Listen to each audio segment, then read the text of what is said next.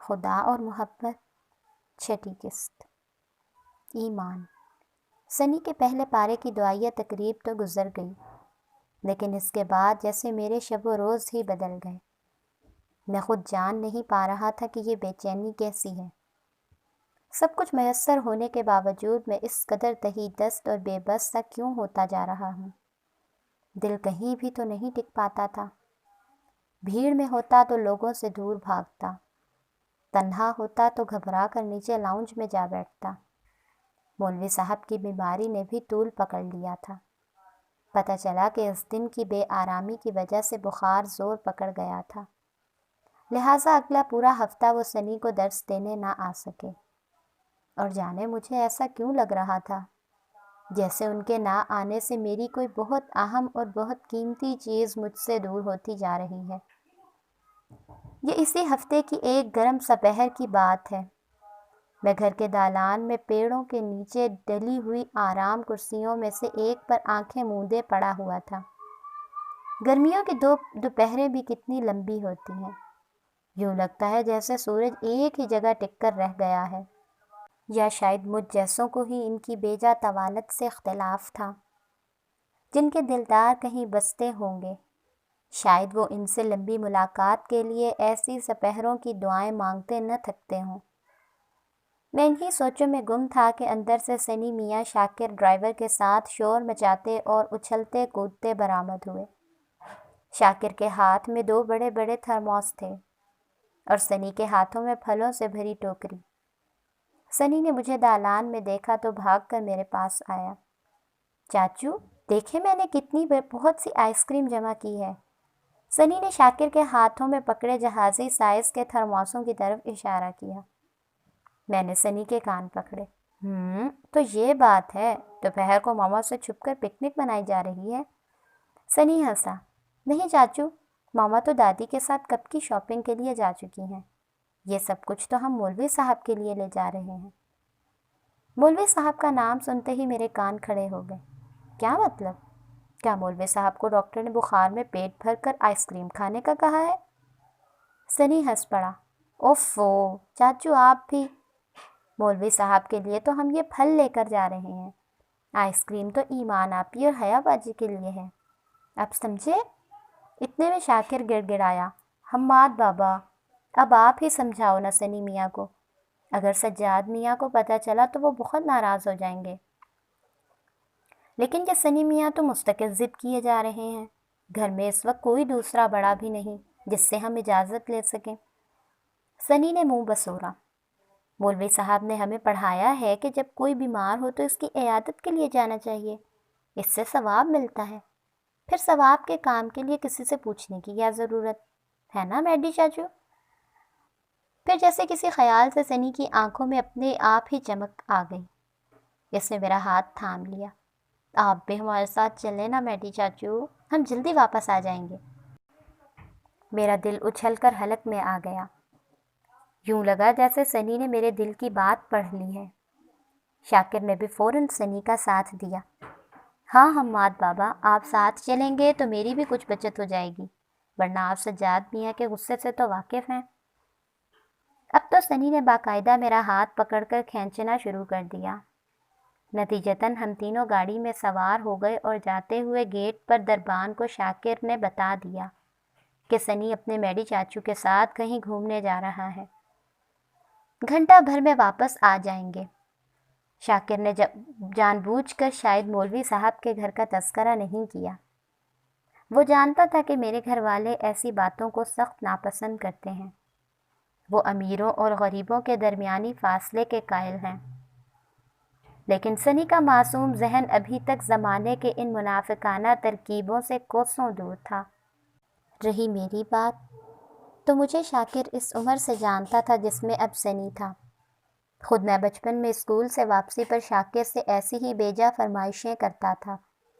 کبھی اسکول کے سامنے کھڑے ہوئے ٹھیلے سے برف کے ٹھنڈے گولے کھانے کی فرمائش، کبھی ایک مخصوص ریڑھی کے بکس میں نمک اور برف میں جمی دودھ کی کلفیاں کھانے کی ضد، تو کبھی سر پہ فالسوں کی ٹوکری رکھے آواز لگاتے بوڑھے بابے سے فالسے دلوانے کی فرمائش۔ شاکر گھر والوں سے چھپ کر میری ضدیں پوری کرتا جاتا، اور جب کبھی میرا گلا خراب ہوتا تو امی حیرت سے بڑبڑاتی، اس نے تو کبھی باہر کی کوئی چیز چکھی بھی نہیں۔ اور تب میں اور شاکر امی اور گھر کے فیملی ڈاکٹر سے نظریں چرا کر مسکراتے۔ گھر میں واحد میں ہی تھا جس سے شاکر اپنے دل کی بات کھل کر سکتا تھا۔ جیسے جیسے گاڑی مولوی صاحب کے گھر سے قریب ہوتی جا رہی تھی ویسے ویسے میرا دل جیسے دھڑکنا بھولتا جا رہا تھا۔ جانے یہ کیسی کیفیت تھی۔ مجھے زندگی میں پہلی بار شاعروں کے وہ سارے شعر اور قصیدے جو انہوں نے اپنے کسی محبوب کے گھر کے راستے کے باہر میں کہے تھے، یکایک یاد آنے لگے تھے۔ سچ تو یہ ہے کہ اگر اس وقت میں ذرا سی کوشش کرتا تو ایک آدھ شعر تو میں خود بھی کہہ ڈالتا۔ شاید ہم سب کے اندر کہیں نہ کہیں ایک شاعر چھپا بیٹھا ہوتا ہے، بس اسے ذرا ایک تحریک ملنے کی دیر ہے۔ لفظ خود بخود ذہن اور دل میں وارد ہونے لگتے ہیں، قافیے جڑنے لگتے ہیں، ردیفیں خود بخود ملتی جاتی ہیں اور شعر سرزد ہونے لگتے ہیں۔ گاڑی شہر کے پرانے حصے میں واقع ایک چھوٹے سے محلے کے گیٹ سے اندر داخل ہو گئی۔ حسب معمول محلے کے میدان میں چند بچے گھر والوں سے نظر بچا کر سپہر کو اپنا گیند بلہ لے آئے تھے اور کرکٹ کا میچ جاری تھا۔ گاڑی کے داخلے پر سب بچوں کی توجہ گاڑی کی جانب مبذول ہو گئی۔ چند ایک 12ویں اور 13ویں کھلاڑی نما بچوں نے کچھ دیر تک گاڑی کے ساتھ دوڑ لگائی۔ گاڑی کچھ مکانوں کی دو رویہ قطاروں کے سامنے سے گزرتی ہوئی بائیں جانب کو مڑ گئی اور دوسری گلی میں کونے کے ایک مکان کے سامنے جا کر رک گئی۔ جانے کیوں میرا حال کچھ ایسا تھا کہ جیسے کاٹو تو بدن میں لہو نہ ہو۔ کیسا عجیب سا احساس تھا۔ صرف ایک دیوار کی دوری پر وہ نازنین کہیں چل پھر رہی تھی، اور یہ جو سامنے لکڑی کا پرانا سا دروازہ تھا، جانے کتنی بار اس کے کومل ہاتھوں نے اس کے کواڑوں کو تھاما ہوگا۔ اور یہ گلی، یہ راستہ، جانے کتنی بار اس کے نازک قدم ان راہوں پر پڑے ہوں گے۔ اس فضا میں اس کی باتیں، اس کی جل ترنگ جیسی ہنسی جانے کتنی بار گونجی ہوگی۔ یہ چھوٹا سا محلہ، یہ پکی اینٹوں سے بنی گلی یکدم ہی مجھے دنیا کی سب سے حسین جگہ لگنے لگی۔ کسی ایک اجنبی کی موجودگی آس پاس کے پھیکے نظاروں کو اس قدر رنگین کیسے بنا سکتی ہے؟ میں انہی خیالات میں گم تھا۔ سنی اور شاکر گاڑی سے اتر کر مولوی صاحب کے گھر کے اندر جا چکے تھے۔ شاکر نے مجھے بھی اترنے کی درخواست کی تھی، لیکن میں تو جیسے گاڑی میں ہی جم کر رہ گیا تھا۔ میری حالت اس وقت ایک سوالی کی سی تھی جو صدیوں سے ایک ہی در کے سامنے ہاتھ پھیلائے کھڑا ہو، پر وہ در اس کے لیے کبھی نہ کھلے۔ اچانک دھڑ سے لکڑی کا دروازہ کھلا اور اس میں سے آگے آگے بوکھلائے ہوئے اور سٹ پٹائے سے مولوی صاحب اور ان کے پیچھے پریشان شاکر تیزی سے باہر نکلے۔ میں بھی ہڑبڑا سا گیا۔ مولوی صاحب نے آتے ہی شدت سے معذرت اور شرمندگی کا اظہار شروع کر دیا کہ یہ شاکر کی نالائکی ہے کہ اس نے میری باہر گاڑی میں موجودگی سے انہیں اطلاع ہی نہیں دی، ورنہ وہ اتنی دیر مجھے گاڑی میں یوں بیٹھنے رہنے کی زحمت نہ کرتے۔ تو کیا مجھے باہر گاڑی میں بہت دیر ہو گئی تھی؟ مجھے تو ایسا لگ رہا تھا کہ میں ابھی چند لمحے پہلے یہاں آیا تھا۔ مولوی صاحب کے اصرار کے آگے میری ایک نہ چلی اور وہ مجھے گھر کے اندر لے گئے۔ یہ ایک چھوٹا لیکن بے حد صاف ستھرا مکان تھا۔ صحن کچی اینٹوں سے بنا ہوا تھا، جس کے وسط میں ایک بڑا سا برگد کا درخت تھا۔ درخت کے ارد گرد پکا چوبارہ سا بنا دیا گیا تھا۔ درخت کی شاخوں سے ایک جھولا بھی لٹکا ہوا تھا۔ دیواروں کے ساتھ ساتھ گلابوں کی چھوٹی چھوٹی سی کیاریاں تھیں، جن میں سلیقے سے پھول اگائے گئے تھے۔ صحن کے سامنے ہی ایک لمبا سا برآمدہ تھا جسے لکڑی کی جعفریوں سے ڈھک دیا گیا تھا۔ برآمدے کے پیچھے شاید گھر والوں کے رہائشی کمرے تھے، اور شاید وہی زنان خانہ بھی تھا۔ برآمدے کے آخری حصے میں لکڑی کی جالیوں کے پارٹیشن میں ایک دروازہ کھلتا تھا۔ مولوی صاحب مجھے اسی طرف لیے بڑھ گئے۔ شاید یہی اس چھوٹے سے گھر کا مہمان خانہ یا بیٹھک بھی تھی۔ بیٹھک والے برآمدے کے حصے کو اندر سے بھی لکڑی کی جالی نما پارٹیشن سے علیحدہ کر دیا گیا تھا۔ میں بے خود اور سحر زدہ سا مولوی صاحب کے پیچھے پیچھے سر جھکائے چلا جا رہا تھا۔ اندر سے سنی کے زور زور سے بولنے اور ہنسنے کی آوازیں آ رہی تھیں۔ انہی آوازوں میں ایک آدھ نسوانی ہنسی اور باتوں کا جل ترنگ بھی شامل تھا۔ میری تو جیسے سانسیں ہی رکنے لگی تھیں۔ وہ مختصر سی بیٹھک یا ڈرائنگ روم گھر والوں کی نفاست کی آئینہ دار تھی۔ مختصر سا پرانا فرنیچر سلیقے سے کڑھے ہوئے پوش سے ڈھکا ہوا تھا۔ سامنے کارنرز پر غالب کا دیوان اور چند دوسرے مشہور مصنفین کی کتابیں اور نقوش رسالے کے چند ایڈیشن سلیقے سے سجے ہوئے تھے۔ لگتا تھا گھر کے مکینوں کو اردو ادب سے خاص لگاؤ تھا۔ میرا ذہن پھر سے بھٹکنے لگا۔ جانے کتنی بار اس کی مخروطی انگلیوں نے ان کتابوں کے ورق پلٹے ہوں گے۔ دن میں جانے کتنی بار وہ یہاں آتی ہوگی، اور کون جانے وہ گھنٹوں یہاں اسی جگہ بیٹھی ان کتابوں کی ورق گردانی کرتی ہوگی جہاں میں اس وقت بیٹھا ہوا تھا۔ مولوی صاحب کے لہجے میں اب بھی معذرت تھی۔ میاں، یہ آپ نے بڑی زیادتی کر دی۔ پہلی مرتبہ اس غریب خانے پر تشریف لائے اور یوں دروازے پر ہی کھڑے رہے۔ یہ گھر آپ کے قابل تو نہیں، لیکن میں نے جلدی سے ان کی بات کاٹ دی۔ یہ آپ کیسی باتیں کر رہے ہیں؟ میں تو بس یوں ہی۔ شاکر نے جلدی سے بات بنائی۔ حماد بابا کا خیال تھا کہ ہم دروازے سے ہی سامان دے کر لوٹ آئیں گے۔ مولوی صاحب نے ناراضگی سے شاکر کی طرف دیکھا۔ بھائی تم تو ہم سے کوئی بات نہ ہی کرو شاکر بھیا۔ پہلی مرتبہ صاحبزادے اس گھر تک آئیں اور ہم انہیں دروازے سے ہی لوٹا دیں، یہ کہاں کی روایت ہے بھلا؟ مولوی صاحب کا بس نہیں چل رہا تھا کہ وہ ہمارے لیے بچ بچ جائیں۔ جانے یہ پرانے طرز کی روایتی وزاداری ہم جیسے امیروں کی بڑی بڑی کوٹھیوں اور حویلیوں سے کہاں غائب ہوتی جا رہی تھی۔ ہمارے لاکھ منع کرنے کے باوجود بھی انہوں نے جانے اندر جا کر کیا خسر پسر کی کہ چند لمحوں میں ہی باہر کسی طرف بنے نعمت خانے سے مختلف اشتہا انگیز خوشبوؤں اور مہک کے ساتھ ساتھ چیوڑیوں کی ہلکی سی کھنک اور برتنوں کے کھڑکھڑانے کی آوازیں آنے لگیں۔ میں نے مولوی صاحب کو روکا۔ آپ کوئی تکلف نہ کریں، ہم بنا بتائے ہی گھر سے نکل آئے ہیں، وہاں سنی کی ماما پریشان ہوتی ہوں گی۔ مولوی صاحب پر کسی بات کا اثر نہ ہوا۔ میاں، غریب کی مہمان نوازی کیا اور اس کا تکلف کیا؟ معلوم ہوا کہ مولوی صاحب کی 2 ہی صاحبزادیاں ہیں، کوئی نرینہ اولاد نہیں تھی۔ البتہ ان کے مرحوم بڑے بھائی کا ایک بیٹا تھا جو بچپن سے مولوی صاحب کے یہاں ہی پلا بڑھا تھا۔ عبداللہ صرف نام کا ہی عبداللہ نہ تھا، بلکہ اپنے اعمال سے بھی اس نے اپنے آپ کو مولوی علیم کا صحیح معنوں میں جانشین ثابت کیا تھا۔ وہ انہی کی تربیت کا نقش ثانی تھا۔ مولوی صاحب جس مسجد میں نماز پڑھاتے تھے وہیں عبداللہ ہی ہمیشہ ان کی تکبیر دیتا تھا، بلکہ اب تو زیادہ تر مولوی صاحب کی طبیعت خراب رہنے کے باعث عبداللہ ہی محلے کی مسجد میں اذان دیا کرتا تھا۔ لیکن اس وقت وہ مجھے آس پاس کہیں دکھائی نہ دیا۔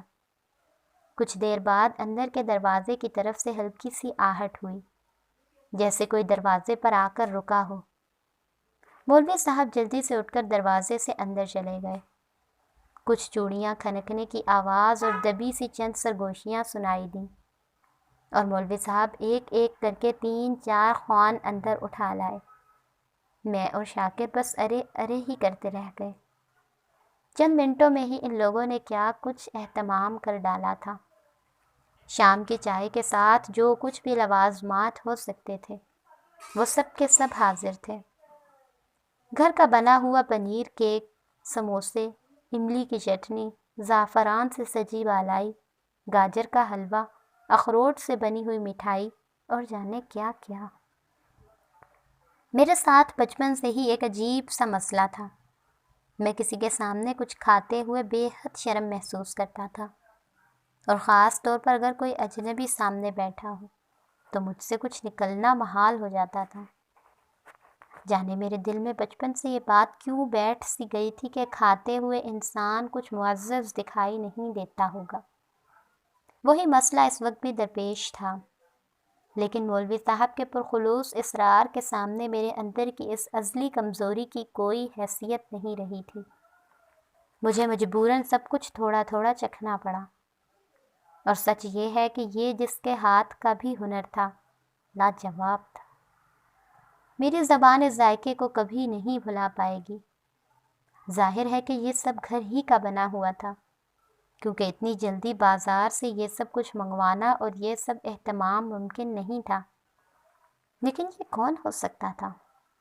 گھر میں 3 عورتیں موجود تھیں، مولوی صاحب کی بیوی اور ان کی 2 بیٹیاں۔ کچھ نہ کچھ تو ضرور اس کے ہاتھ کا جادو بھی شامل ہوگا ان سب لوازمات میں سے۔ یہی سوچ کر میں ہر چیز اٹھا کر چکھتا رہا، اور پھر شاکر نے جیسے میرے دل کی آواز کو زبان دے دی۔ وہ مولوی صاحب کی طرف متوجہ ہوا۔ اب کیسی طبیعت ہے بھابھی کی مولوی صاحب؟ کمر کا درد کچھ کم ہوا یا نہیں؟ مولوی صاحب پریشانی سے بولے، کہاں شاکر میاں، بڑھاپا خود ہی سب سے بڑی بیماری ہوتا ہے، اوپر سے یہ نت نئی بیماریاں۔ اب تو زیادہ تر آرام ہی کرتی ہیں، گھر کا سارا کام کاج بھی بچیوں نے ہی سنبھال رکھا ہے۔ تو گویا میرا اندازہ درست تھا، یہ سب کچھ اسی اشوا طراز کے ہاتھوں اور نگرانی کا کمال فن تھا۔ چائے پینے کے بعد شاکر نے میری طرف سے اجازت چاہی۔ وہ سمجھ رہا تھا کہ میں حسب معمول اور حسب عادت ان کی مہمان نوازی سے اکتا چکا ہوں گا۔ شاکر کے لیے تو یہ بات بھی باعث حیرت ہوگی کہ میں اتنی دیر سے بنا کچھ کہے یہاں کیسے بیٹھا رہ گیا، جبکہ مجھے اس وقت یوں لگا کہ جیسے ابھی چند لمحے پہلے ہی تو میں یہاں آیا تھا۔ ابھی تو میں نے کھل کر اس گھر کی فضا میں سانس بھی نہیں لیا۔ آخر شاکر کو کس بات کی جلدی ہے؟ کچھ دیر تو اور بیٹھا رہتا۔ بہرحال اب تو تیر کمان سے نکل ہی چکا تھا۔ شاکر جانے کے لیے کھڑا ہو چکا تھا، مجبوراً مجھے بھی اس کا ساتھ دینا پڑا۔ مولوی صاحب ہماری آمد پر نہایت ممنون تھے۔ شکریہ ادا کرتے کرتے ان کی آنکھیں ہی بھر آئیں۔ میں نے ان کے کاندھے پر ہاتھ رکھ کر انہیں تسلی دی اور انہیں احساس دلایا کہ وہ ہم سب کے لیے کس قدر قابل احترام ہیں۔ ہم سب کمرے سے نکل کر صحن میں آ گئے۔ میرا دل جیسے کسی نے مٹھیوں میں پکڑ کر بھینچ لیا۔ ہم واپس جا رہے تھے، جانے پھر کبھی دوبارہ یہاں آنا ہو یا نہ ہو۔ کاش میں اس کی ایک جھلک دیکھ پاتا، کاش۔ اچانک چلتے چلتے شاکر صحن میں رک گیا اور اس نے سنی کو آواز دی، جو ابھی تک زنان خانے میں ہی تھا۔ بے اختیاری طور پر میری اور مولوی صاحب کی نگاہ بھی اسی طرف اٹھ گئی، جہاں سے سنی کے کہکہوں کی آوازیں سنائی دے رہی تھیں۔ ہم سب ہی صحن میں رک گئے تھے، اور پھر اچانک ہی سنی دوڑتا ہوا اندر برآمدے سے برآمد ہوا۔ چند لمحے کو لکڑی کی جالیوں کے پرے دروازے پر ڈلی ہوئی ایک چلمن ذرا دیر کو ہٹی، اور مجھے یوں لگا کہ جیسے میری تمام زندگی کا مقصد آج ہی پورا ہو گیا ہو۔ ہاں، وہ وہی تھی۔ دروازے کی اوٹ سے مسکراتے ہوئے سنی کو ہاتھ ہلا کر خدا حافظ کہتی ہوئی۔ اس کے ساتھ ہی اس کی چھوٹی بہن اس سے چپکی کھڑی تھی، اور وہ بھی سنی کو دیکھ کر ہاتھ ہلا رہی تھی۔ یہ اوپر تلے والی بہنوں کا رشتہ بھی کتنا عجیب ہوتا ہے۔ کبھی کبھی تو یوں لگتا ہے کہ دونوں کے بس جسم ہی علیحدہ ہوں، ورنہ دونوں کا ذہن اور دل ایک ہی ہے۔ ایک سا سوچنا، ایک سا بولنا، ایک سا پہننا۔ میں نے تو ایسی بہنیں بھی دیکھی ہیں جو بیک وقت ایک ہی ہستی کی محبت میں مبتلا رہتی ہیں۔ اس نازنین کا یہ جلوہ بھی بس چند ساعتوں کا ہی تھا۔ جیسے ہی اسے احساس ہوا کہ ہم سب صحن میں کھڑے سنی کی راہ دیکھ رہے ہیں، وہ فوراً گھبرا کر پیچھے ہٹ گئی۔ لیکن اسی ساتھ قدرت مجھ پر شاید اپنی ہر مہربانی لٹانے پر مصر تھی۔ پیچھے ہٹتے ہٹتے بھی اس کی نگاہ میری بے قرار نگاہوں سے ٹکرا ہی گئیں۔ ایک لمحے میں چند چنگاریاں اٹھیں اور میرے پہلے سے تار تار ہوئے دامن کو جلا کر خاکستر کر گئیں۔ کیا کیا تھا اس ایک نظر میں، بیگانگی، خوف، شرم و حیا، اپنی لاپرواہی کی جھنجھلاہٹ، اور نہ جانے کیا کیا۔ دنیا میں شاعر اور ادیب بہت سے رشتوں کو بیان کرتے سنے گئے ہیں، لیکن نظر سے نظر کے رشتے کو اس وقت جتنی شدت سے میں بیان کر سکتا تھا یہ میں ہی جانتا تھا۔ زمانے بھر کی بے چینیاں، کسک اور بے بسی میرے سے ایک پل کی نظر کے رشتے میں مقید تھی۔ ہم اس کے گھر سے باہر نکل تو آئے، لیکن مجھے ایسا لگتا تھا جیسے میں اپنی روح وہیں اس چلمن کے پیچھے کہیں چھوڑ آیا ہوں۔ سنی نہ جانے راستے بھر مجھے اور شاکر کو کون کون سے قصے سناتا رہا، لیکن میں سوائے ہوں ہاں کے اور کوئی جواب نہ دے پایا۔ ہم نے گھر والوں کے سامنے مولوی صاحب کے یہاں جانے کا کوئی ذکر ہی نہیں کیا۔ زندگی پھر سے اپنی ڈگر پر روانہ ہو گئی، لیکن شاید میری زندگی کا زاویہ اسی دن سے مکمل بدل گیا تھا جس دن ہم مولوی صاحب کے گھر گئے تھے۔ میں گھنٹوں ایک ہی جگہ گمسم سا بیٹھا رہتا تھا، لیکن مجھے پہروں کے ڈھلنے کا ایک ذرا بھر بھی احساس نہ ہوتا۔ دوستوں کی سنگت اور محفل چھوٹ گئی تھی، اور مجھے سب کچھ ایک دم ہی بے معنی سا لگنے لگا تھا۔ میرے اندر کی اس تبدیلی کو سب گھر والوں نے بھی محسوس کیا۔ امی ایسے موقعوں پر فوراً ایلوپیتھی، پھر ہومیوپیتھی اور پھر روحانی علاج کی طرف متوجہ ہوتی تھیں۔ بابا نے اس میں حسب معمول ایک لمبی سی ہنکار ابھری اور مجھے آب و ہوا بدلنے کا مشورہ دے کر پھر سے اپنا پائپ پینے میں مشغول ہو گئے۔ عبرینا بھابی نے فوراً امی کو مشورہ دیا کہ ان کی چھوٹی بہن کا رشتہ میرے لیے مانگ لیا جائے، کیونکہ میری تنہائی دور کرنے کا یہ واحد اور بہترین حل وہ اس سے پہلے بھی کئی مرتبہ امی کو دے چکی تھی۔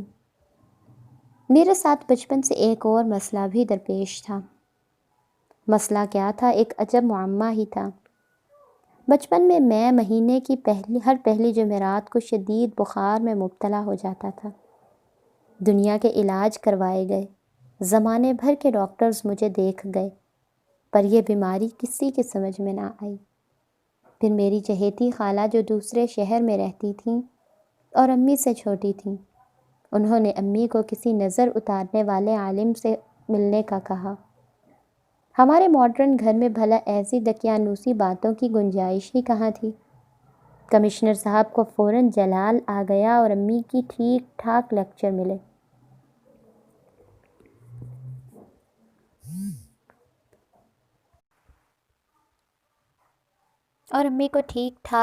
سننے کو مل گیا، لیکن پھر خالہ خود ہی ہمارے گھر آ دھمکی، اور بابا سے چھپ کر وہ مجھے اور امی کو کسی بزرگ کے پاس لے گئیں، جنہوں نے بغور میرا معائنہ کیا اور امی کو بتایا کہ میں روحانی طور پر اندر سے بے حد کمزور ہوں، لہٰذا مجھے ساری زندگی نظر بد کا خطرہ لاحق رہے گا۔ انہوں نے مجھ پر کچھ پڑھ کر دم کیا اور ایک کالا دھاگا مجھے گلے میں پہننے کے لیے دے دیا۔ ساتھ ہی امی کو تاکید کی کہ ہر مہینے کی پہلی جمعرات کو چاہے خود یا چاہے کسی اور کے ذریعے کچھ صدقہ اور نظر و نیاز وغیرہ دے دیا کریں۔ خود ان بزرگ نے کوئی نذرانہ قبول نہیں کیا۔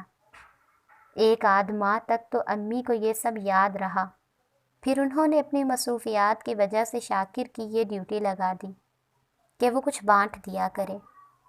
شاکر اب تک یہ ڈیوٹی نبھا رہا تھا، حالانکہ امی شاید میرے بچپن کی وہ بیماری بھول بھال چکی تھی۔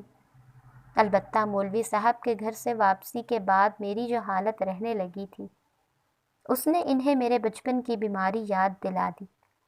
فوراً خالہ سے رابطہ کیا گیا اور خالہ نے فوراً ہی فون پر 3-4 تیر بہدف نسخے تجویز کر دیے، لیکن میرے دل کی حالت کوئی نہیں جانتا تھا۔ مجھے یوں لگ رہا تھا کہ میری زندگی کی ہر خوشی، ہر حاصل کا محور صرف اور صرف ایمان بنتی جا رہی تھی۔ چپک رہا ہے بدن پر لہو سے پیراہن، ہماری دیکھ تو اب حالت رفو کیا ہے۔